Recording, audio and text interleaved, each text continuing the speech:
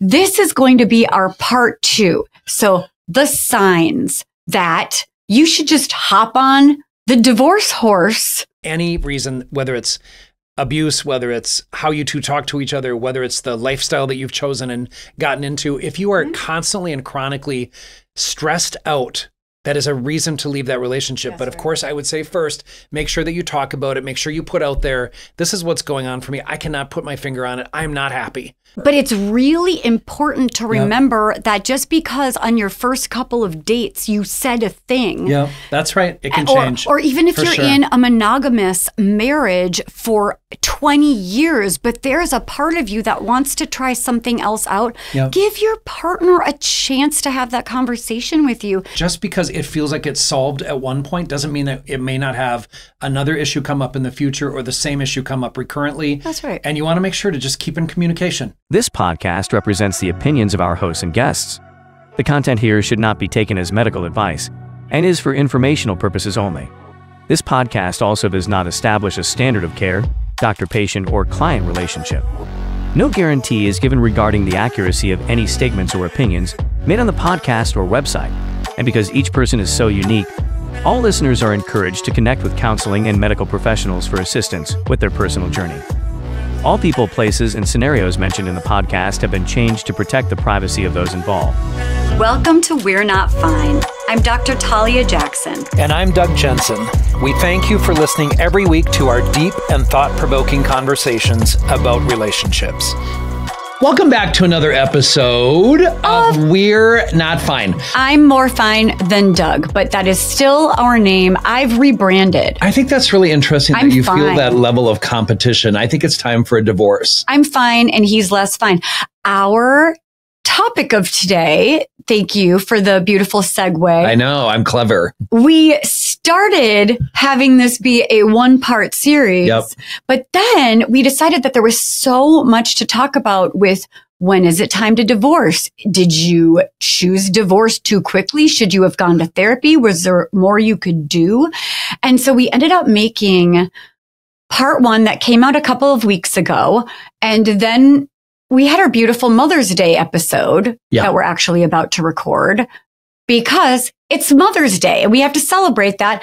And then this is going to be our part 2. So the signs that you should just hop on the divorce horse. Wow. So here's what I want to say about that. So one of the things that Talia and I realize is that while we consider ourselves relationship experts, we very seldom talk very specifically about what we think. And we have a lot of, I think, couples who come to our office wondering, like, are we at the end? Can we make this work? You know, one of my clients came to me years ago and said that I have a reputation out in the community of being Dr. Breakup, which I think is quite interesting. Right? I do too. Like if you come to my office, you're going to break up, which hopefully is not the case. As a marketing strategy here, as a marketing, not everybody, you know, there are people that it's the right time to move on. And that's what we're talking about. Like get on the divorce horse or choose divorce. Of course. There's all kinds of things. That's a good one. That's a good one. So is the horse. So here's the thing. We started talking about this divorce thing. We had these mailbags and we realized we have barely started our conversation about what we think about when people should make that decision. So that's what this episode is about. Welcome to part 2. We're very excited to have you continue to join us. We are. All we want to talk about is relationships, how they start, how they end. Is it time? Isn't it time? I have so much to say about that. And by the way, one of our upcoming episodes is going to be on kind of, because we don't talk about like how we intervene and what our relationship thoughts are. So we're going to have an upcoming episode on that as well. So that's stay tuned. And that's next. And it's going to be all about, if you're not hopping on the divorce horse, like if you're thinking about couples therapy, what is it that we're even doing? Like, what are the therapists looking for? What are they noticing? Are there certain strategies that you can implement by yourself? So anyway. So stay tuned. Stay tuned. We hope you like it. We created a Patreon. You're already getting our podcast. This is the way that you can get more. We did this to increase awareness of mental health, talk about relationships, give people the opportunity to call and write in to two professionals who have done this work for a very long time together. Your support has been so critically important to us continuing and feeling motivated to continue. That's right. You guys are helping us expand and grow. We're going to have so much fun with this, you guys. It feels like important to just touch on the 11 signs you might want to consider whether or not you should get separated or divorced. Versus the 15 there really were, but you didn't actually copy them all. Oh man, if the other 4 are really important, we'll bring them back on we a will. future episode. We'll actually, maybe we'll put them in the show notes. All right, 11 signs. 11 signs. There have been instances of abuse. Deal breaker. Here's the problem. %. Here's the problem for me about this, and we're not going to be able to get through this one quickly. I have worked with people that there have been episodes of violence that don't happen recurrently. So okay, sometimes there's like an alcohol problem and not a violence problem. Thank you. Or if it's like a one-time thing and there is absolute horror, remorse, regret. Anger management, therapy, whatever it is, right. Like rage management, I really call it. But address that immediately. But if there is a chronic issue and you have been, and it is for anyone who has been in an abusive relationship, either emotional or physical, it is daunting and exhausting and distressing and creates this chronic anxiety and distress in the relationship that is not worthwhile. So while I never think it's okay to hit somebody out of anger, only fun or jujitsu or whatever it is, or MMA, I will say, I think the reality is at some point, like you have to address it head on. It cannot continue more than once. Even the emotional abuse, like narcissistic abuse or, absolutely. Putting each other down or bullying, it is absolutely unacceptable, has to be addressed right away. But I will say that the tricky piece is I'm not a one-time person, and maybe I speak as a man about that. I don't think it's a one-time thing. Like if I was partnered with someone, he got mad and hit me in the face. That did happen once. I did. Honestly, that would be a deal breaker. I did end the relationship that second. Because I feel like if someone is even capable of reacting in that way, if it is even within their 5,000 toolbox of how they can react to any situation, I'm not sure I would ever feel safe again. But if that person said, "Oh my God, I'm so sorry," I don't know. Okay. So for me, that's a deal breaker. Yeah. It will be for a lot of people, for sure. I mean, for me personally, I don't think my nervous system would ever calm down again because I wouldn't want to have children with that person. Well, and you'd have a hard time getting into a debate or argument with that person. I'd be for scared fear that it might happen again. So I can see why many, many people should and would and could leave for that reason. Mm-hmm. But I also will say that there are times when I have seen couples recover from it, is what I'm saying. Yeah. And right? I do appreciate that as a possibility for all things that people have been through. I agree. If someone... Infidelity, absolutely. If somebody really has a 10 out of 10 desire to change and do their work, I wouldn't judge you for wanting to maybe try again, but also that would not be for me. Number 2, you want different things. Like if somebody has a must-have, I want to live in Europe. I want children. I need our kids to go to Sunday school and I want to raise them really Christian or really Jewish or whatever that looks like. That, I don't know, unless you could figure out a way to negotiate without resentment. If someone is forced to have kids that doesn't want kids, if someone is forced to live in Montana when their whole family is on the East Coast, is there a way to do that without resentment? I don't know. Sometimes if you're really good negotiators and very respectful of each other's needs, yes, it is absolutely possible. But if you find that, I'm sorry, I just can't say yes to this and still love you. And really, that's the bottom line about premarital stuff is when you're dating, when you are getting to know someone, be really clear on who you are and what your ultimate goals are for the relationship. It might be monogamy. It might be ethical non-monogamy. It might be polyamory, it might be having kids, it might be not having kids, it might be living in the Midwest, it might be living in the Southwest, it might be wherever it is and whatever it is that you want out of your life at that moment, which can be negotiable. Yes. I have worked with people who change their mind like, all right, this person that I really am in love with does not want kids. I'm willing to forgo that. That's a tough one, however. But it's really important to remember that just because on your first couple of dates you said a thing. Yeah, that's right. It can change. Or even if you're in a monogamous marriage for 20 years, but there's a part of you that wants to try something else out, give your partner a chance to have that conversation with you. It's not an immediate deal breaker. Even if they're not into it, these are conversations. 100%. We're inviting you to have these conversations with each other. Third issue, if there's constant kind of chronic and pervasive distress emotionally, physically in the relationship, and for whatever reason, and this is a very vague way of saying it, but any reason, whether it's abuse, whether it's how you two talk to each other, whether it's the lifestyle that you've chosen and gotten into, if you are constantly and chronically stressed out, that is a reason to leave that relationship. That's but of course, I would say first, make sure that you talk about it. Make sure you put out there, this is what's going on for me. I cannot put my finger on it. I'm not happy. I'm just really miserable. And I got to be honest, I love when people can say that. I'm not happy. I don't know why. Which doesn't always mean it's because of the marriage. You might need to do your own work. Maybe you're 100%. bored and tired or feel trapped by caretaking, whatever it is. But chronic stress is bad for you physically, emotionally, and you want to make sure that doesn't happen. So anybody who's unhappy in their relationships, please do something. And this is a good one. Even after your efforts, maybe amazing conversations, going into therapy, really being honest and transparent, nothing is getting better. It's time.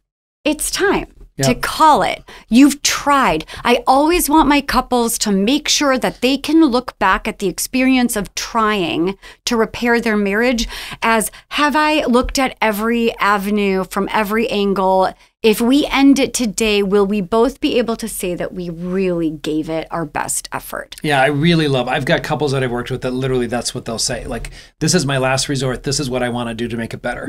I also want to say that just because it feels like it's solved at one point doesn't mean that it may not have another issue come up in the future or the same issue come up recurrently. That's right. And you want to make sure to just keep in communication and keep using your therapist. Like, I have people who come back after 5-10 years, like, okay, we ran into something else. We need your help.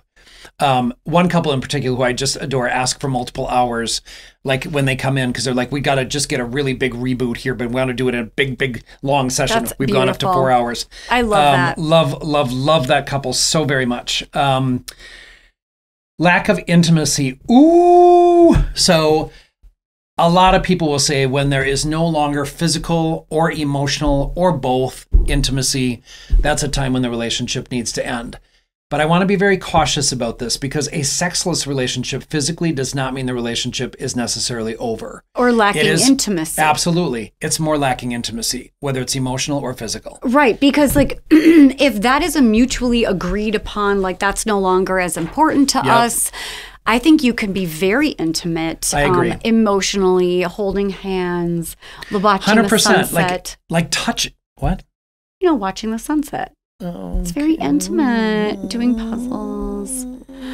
Intimacy is not just sex. I guess it's not just sex. It can be all kinds of things. And touch, when we talk about love languages, we talk, touch is oftentimes one of those things for somebody, but acts of service and all the other pieces. There's a lot of different ways that people can show love in a relationship and show regard for the relationship. That's right. And there are sexless relationships that I've worked with. People are like, I don't know that it's that important anymore. That's so interesting. I know. I will say it's a bad sign for me, though. Yeah. I don't think that would work for me, or I don't think it would work. I know it wouldn't work for you. I mean, maybe when we're like 90. Well, I'm close.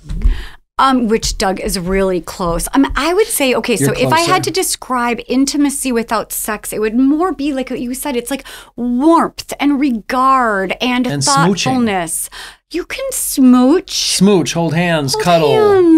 Yes, you could do all the things. Yeah, you don't have to have penetration. You don't have to, But also seriously. you could talk to a therapist about that too. Maybe there are reasons why you're no longer wanting to have sex that are more fear-based or self-esteem based and not necessary. Yep, okay. I agree. Number 6, you're unable to communicate effectively. I mean, that is so important, but that is also like there are some people, just the way they are in the world, the way they communicate is really bothersome to the other person. Or usually it's like, Maybe they don't have a lot of emotional intelligence, or they're not very self-aware. They don't know how to describe what they want, what they need. Maybe they're really reactive, and no matter what, tell me what you want, what you really want. Or they're reactive, and you can't actually speak anything about your truth, your feelings, or what you're observing in them without a really horrible reaction. Yep. Again, therapy. But also, if the person is not willing to be self-reflective, I say hang up the towel. Usually what I tell my couples, even if someone's just coming in to talk to me about their partner and these things that are annoying to them or really horrible communication, my question is always, are they willing to do some work on this? And if the person is like, no, they don't believe in therapy, they're not self-reflective, they're really defensive, my hope and faith in this couple's ability to really thrive goes down to like negative 12%. Yeah. But I will say, folks, that people can learn to communicate. That's right. And that's where the skill building in some of our offices really is very helpful. I feel statements, paraphrasing. There's a lot of different ways of communicating. A lot of people have a very hard time apologizing. I've had people in my office apologize for the first time in their life at age 60. And I'm like, wow, that must be really hard. And it feels good and it feels emotional to actually take responsibility for yourself. But the I feel statement, I have a feeling chart in my office that I don't bring out often, but sometimes I need to bring it out because people have a hard time, like, I don't know what I'm feeling. And so they kind of go through the list. And oftentimes there's tears when people look at the feelings because it's so validating. Yeah. So people can learn and they can be reinforced and change the way their brain works. Yeah, I could go on and on about that. I love helping people communicate. And sometimes we do just need to have vocabulary words. Sure. Sometimes we come from families, especially like I'd say, in Minnesota, there are a lot of Nordic, more, Lutheran, even, Northern European. There are a lot of cultures that aren't comfortable talking about their feelings and don't really value. I grew up in a very German Catholic community, even though I'm not Catholic, I am German though. That maybe what the value is stoicism, right? Or like you don't need to whine about your feelings, or people that talk about their feelings are not strong. Well, and the thing, and there's obviously a socialized piece for men versus women as well. Men who cry are oftentimes viewed as weak. People are not validated for their feelings. But I want to say something else. Like one of the things I love doing the most with not only some of my friends, I have a buddy who recurrently kind of needs a script. And he asks me for a script. Like, can you tell me a nice way of telling this person what I am feeling? I love that too. I love offering scripts. And sometimes in my office, I'll say, so how would this sound to you if this was given to you? Like if I'm working with a couple. And oftentimes the person who hasn't been communicated with will be like, that would be heaven. If I could just get one of those, like, something close to that, it would be really, really great. And I will oftentimes have people like, can you just write that down for me? Can you put it on a piece of paper? And I will definitely give people scripts that they can use at home during tough times. Oh, yeah. I love that so much. Lack of respect is the next one. So, when there is just a pervasive, and, John Gottman talks about contempt. The 4 horsemen of the apocalypse, right? Of a relationship, right? Yes, and so he talks about contempt. And if you really just despise the person you're with, you have grown to resent that person, and there is no recovery. Like even if they apologize for it, it's kind of one of our earlier mailbags. Like if you cannot get past something that this person did, and I do a lot of work on resentment homeworks in my couples therapy, like everything that is not resolved in your relationship, write down on a piece of paper. We're going to go through them one by one. It's a very powerful exercise, not only to write it, but to go through it and find that people can really clean their slate and move forward in a new direction by getting validated for their concerns. But if those concerns are not addressed, if those concerns are not resolved, it can lead to contempt. That's right. And if you really just despise the person you're with, you don't feel regarded, and you don't feel respected, or they are in and out of like commitment to things, or they don't follow through, or they have cheated on you recurrently, like there's a point in which throwing in the towel is okay. And I've had couples come in that they want to work through their things and they really do love each other, but then once they've worked through their issues, one person in the partnership may actually say, I appreciate the apologies, but I'm not really sure I can get over these things. And I don't know if I really like you. I don't know if I can ever forgive you for having treated me that way. Yeah. When someone is disrespectful and contemptuous, even if you work through the resentments, that doesn't always mean you're going to end up feeling regarded and loved by a person who maybe was like emotionally abusive to you. Yeah. Another reason why, even when you do work, it doesn't always mean that you aren't going to end up divorced. Number 8. Correct.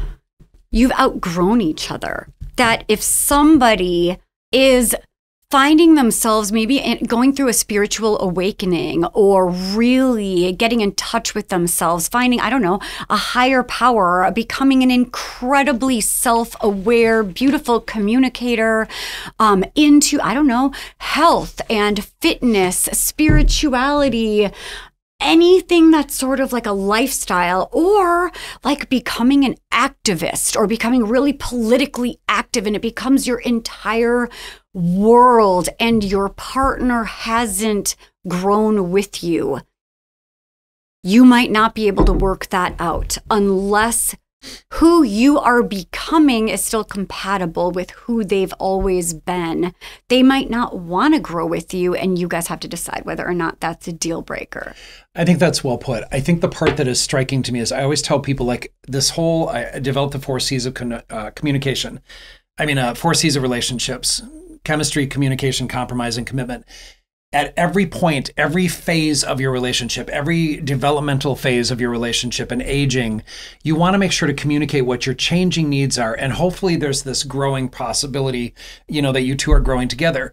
I oftentimes, if one person is in therapy and the other is not, one person will grow and the other person stays where they are. And that's that right. differential between kind of who they are and their growth. And I always reference this, my graduate programs professor who said half of you will be divorced by the end of this program. Yes. I'm just so struck by that. And he was correct. Mine said the same thing, I think I mentioned. It's so fascinating because when you're doing psychotherapy training, they want you to dig deep.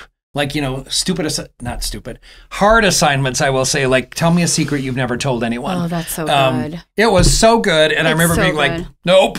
But also, I think that maybe the moral of the story is really pay attention to the fact that if your partner is becoming enamored with something new and interesting in their lives, you better find yourself curious and interested and willing to listen and maybe grow with them. And even if you're not obsessed with it, if you are just staying the same and not growing even in your own direction, the likelihood is your spouse might be outgrowing you and is about to find you a little bit boring and dull. And people sometimes they have changes, whether it's about like maybe an illness has changed your life, maybe a career has changed your mind, maybe money has changed your life, maybe, because I went through a really huge change when I was in my early 40s. I changed myself physically and emotionally, and I ended up leaving a relationship. I regret always hurting. I really just found myself. You. And that's why living an honest life is so incredibly important. We're going to get to that in a second. But really important that, again, that growth occurs for both of you. And you're constantly checking in with each other. Like, how do we feel about our life? How do we feel about our physical life, our kid life, our financial life, our home life, whatever it is, our free time, travel, vacations, whatever it is. Individually and as a couple, because we need to be working on ourselves. That is correct. Next issue, and we've covered this in the last mailbag about physical and emotional burden and labor in the relationship. That's a big one. But the reality is, if you have a relationship where one person is doing so much more of the physical and emotional contribution, work, initiative, taking initiative for sex, taking initiative for conversation, it is exhausting. Is huge. It is. Initiative is huge. No one talks about initiative enough. That's what drives people nuts. You did it. I did it. I said it. Mic drop. I meant it. It is. People get so irritated. Oh, he literally dropped his mic. Now, I don't know if you can hear me anymore. They get so irritated that they're the one. If I'm not the one that brings it up, it never happens. If I don't do this, it'll never happen. That's so real. It is a very common experience for there to be at least a perception of not shared burden emotionally and physically, and housework and kids and sex and all of the other pieces. And if you constantly are asking for it and it's been agreed upon and the person doesn't follow through, boy, is there going to be a big breach there of trust and of confidence. And there are times when just saying, I can't be miserable anymore. I want to bring up narcissistic personality in this regard, right? Okay, talk about it, because I was going to bring up weaponized incompetence. Okay, you go. Oof, okay. Like there's a part of this where if somebody is a narcissist and they're kind of like, they're not very empathic about what is going on for you, and or maybe they have avoidant attachment. But there's a part of this that if somebody is, constantly sort of like committing to something and then they don't follow through, or they say they're going to do something and then they don't, or they have no regard for what it is that you're contributing, and they will not acknowledge what it is that your contribution is, and just kind of diminish you or put down your needs or make fun of your needs. And they feel entitled to be taken those are care awful. of in that way. Those are awful experiences. So the thing that I want to add to this is that in some ways, there's a reality that I feel like if you've asked for what you need and the person is not responsive, they don't regard your needs, they don't make changes to try to meet you halfway, or they can't tell you why it is that they can't do that. Because it's okay to ask for something, and then maybe you won't get the response you need, but maybe you'll get something. It may not always be what you want. It's not always a win-win. You gotta find compromise. And if you cannot find compromise, even when you're dating, by the way, if you're like, I want to have a big family, I want to get married in a Catholic church, and the other person's like, not interested. I'm an atheist. I don't want kids. It's not happening. We're eloping, and I want 2 chihuahuas. Adios. Or not even chihuahuas. Okay, I wanted to bring up 2 things. One is if you find yourself more of a giver or a caretaker, which is a beautiful way to be in the world, but it means you have to own that maybe your boundaries are maybe a little soft, or you give too much away, or you're the first one to solve a problem without giving anyone a chance to solve it themselves, or you might have some anxiety around letting somebody struggle, or you might not have enough patience to wait for the other person to do the thing. Pay attention to that also. Takers, or like Doug was just talking about, maybe people who are more narcissistic or need more caretaking, are attracted to the givers and the caretakers. Sure. So that is something to pay attention to. I also wanted to talk about weaponized incompetence. Like if you find yourself brave enough to say, you know what, I'm dying over here. I'm drowning. I'm overwhelmed. I really, really need help in the mornings with the kids. Could you help me with this part, that part, this part, that part? And then your partner literally could not do it worse, is resentful, huffing and puffing, does everything the wrong way. You might also need to do a better job showing them the way you want it done. Make sure this isn't your control issue. But if they literally are a nightmare to work with and still don't get anything done to specifications, that I might call weaponized incompetence. That like, well, you don't like the way I do it, so maybe you should just do it yourself. Because that's how people sound when they do it badly. I like that tone of voice. Because I'm... What's his name? I don't know. Pluto. Yogi? No, Goofy.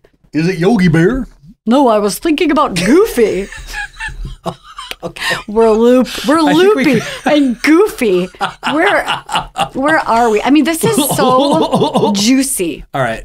Number Juice 10. Box. There's an imbalance in the finances that wasn't agreed upon. Or there are some couples that I've seen where the person that's making all of the money is not transparent or forthcoming about any of the finances. And so the person who's very dependent and in a position of a lesser power feels very dependent and scared that they are not an equal and they don't even know what's happening. And that also makes them feel a little bit trapped and insecure.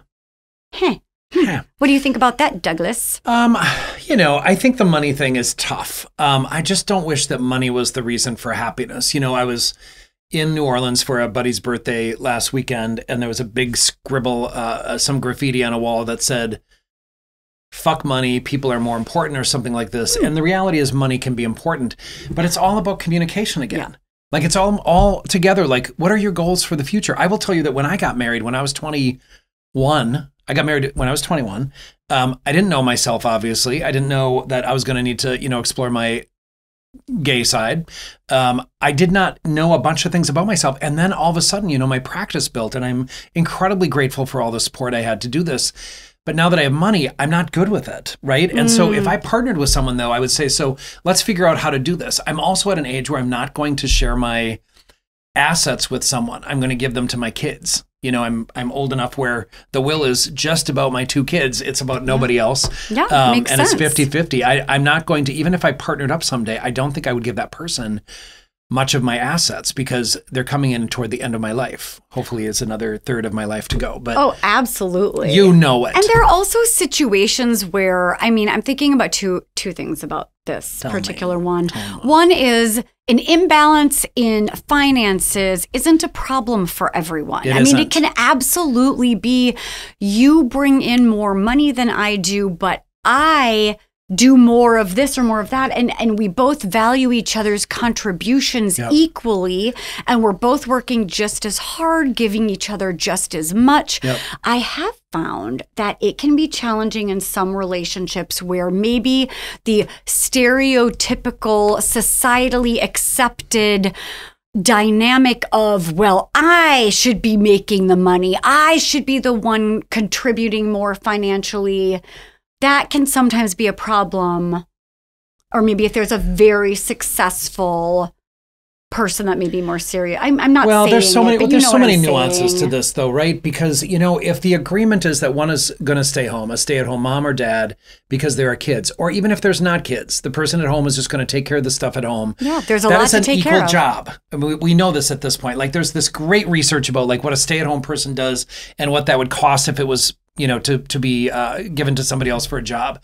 So there's a lot of different pieces of that puzzle. But I also want to say my biggest worry in some of these situations is that one person is developing a sense of purpose and professional identity and satisfaction with their career. And if the other person doesn't have the same opportunity, we have an unequal and non-reciprocal sort of happiness and satisfaction with your life. So I oftentimes find that the person who said, you know what, I will quit my career to raise our kids and stay at home has some resentment at the end for not having their own professional identity. I remember being so real. Right. And I remember being in graduate school with a woman who was older and her husband had divorced her. And she's like, I don't have anything. And she was going to graduate school. I was so proud of her. Like it was just such an amazingly impressive thing to do. And so brave of her to, I think she was probably in her 70s at that point.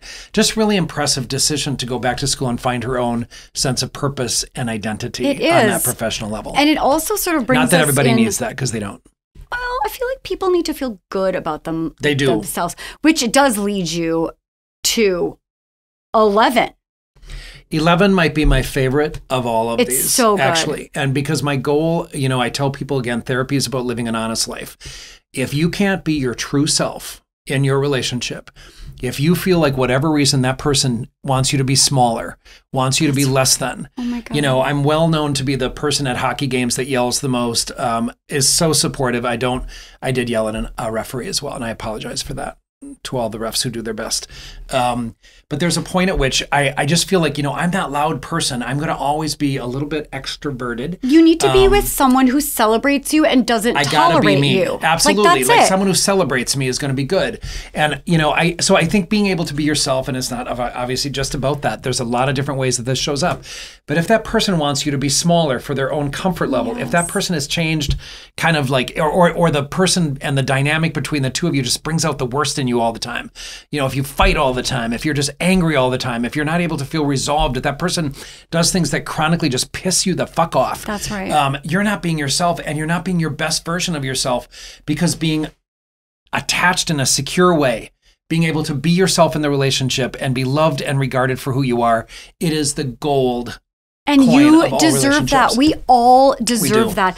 And one way to think about this, and Doug, I know you're going to agree, but you might not even know if you feel like your best self, or you will know if you feel like your best self, but you might not even know if you are your best self, if you feel like yourself in this relationship. You might need to hear it from people that actually love you, right? If your best friend or your mom or your dad or your sister, brother, sibling says to you, I don't like who you are with this person. I don't even recognize you. I hate the way you act when you're with them, that is a ding, ding, ding red flag. It's a huge ding, ding, ding.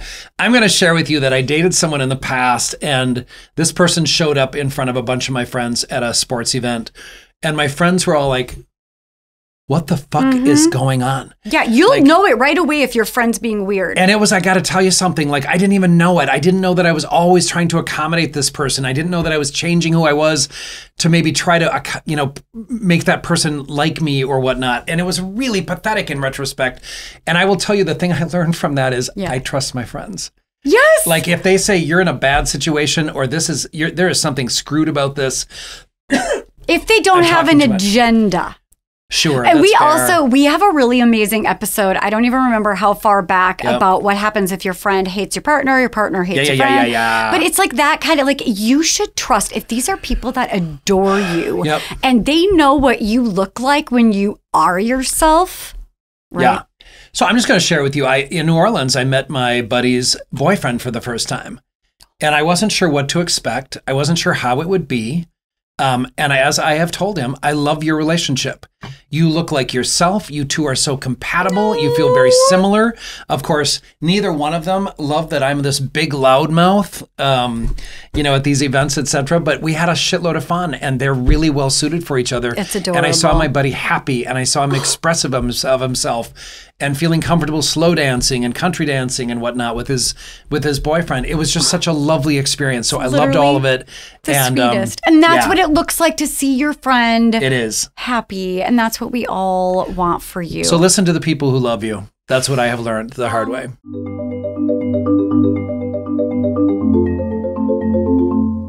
This was so fantastic. I hope that you got value out of this. And reach out to us. We love it when you find us on Instagram, douglasljensen with an E-N, Dr. Talia Jackson, We're Not Fine Pod. We cannot wait for you to check us out on YouTube if you haven't, because we're actually kind of cute and funny in real life. Also, that's subjective. Our new social media person, Dig, has us doing all sorts of funny things on TikTok, which we find ourselves endlessly amusing. Like us, follow us, send us to your friends and family and enemies. Does someone have personality disorder? Send them the episode. The episodes. Yeah, for sure.